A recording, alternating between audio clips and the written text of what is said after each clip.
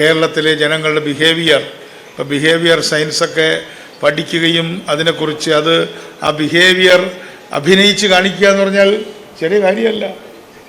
ഒരു പാവപ്പെട്ടവനായിട്ട് പണക്കാരൻ അഭിനയിക്കുന്നു, അല്ലെങ്കിൽ പരമദരിദ്രനായിട്ട് അഭിനയിക്കുന്നു. അഭിനയം എന്ന് പറഞ്ഞാൽ ചെറിയ കാര്യമല്ല. പക്ഷേ എനിക്ക് മനസ്സിലാവാത്തൊരു ബിഹേവിയർ എന്താന്ന് പറഞ്ഞാൽ, ഈ ബസ്സിന് കാശില്ലാത്ത സ്ത്രീ സ്വകാര്യ സ്കൂളിലേക്ക് കുട്ടികളെ വിടുകയാണ് അല്ലേ? ഗവൺമെൻറ് സ്കൂളിൽ സീറ്റ് ഒഴിഞ്ഞു കിടക്കുക.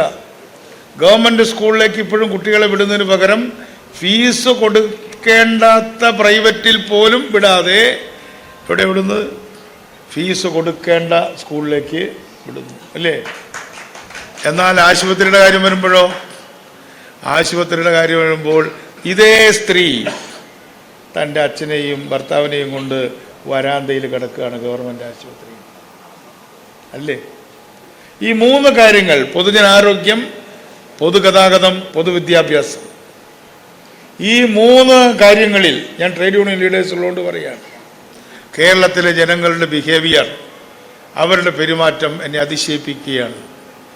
ബസ് വന്നാൽ കാശ് കുറഞ്ഞ ട്രാൻസ്പോർട്ടിൽ തള്ളിക്കയറും. എന്നാൽ തൊട്ടപ്പുറത്ത് കുട്ടിയെ ചേർക്കുന്നത് ഫീസ് കൊടുക്കുന്ന സ്കൂളിലാണ്. അസുഖം വന്നാൽ പ്രൈവറ്റ് ആശുപത്രി പോകാൻ പേടിയാണ്, കാരണം അവിടെ കൊടുക്കാൻ പൈസയില്ല.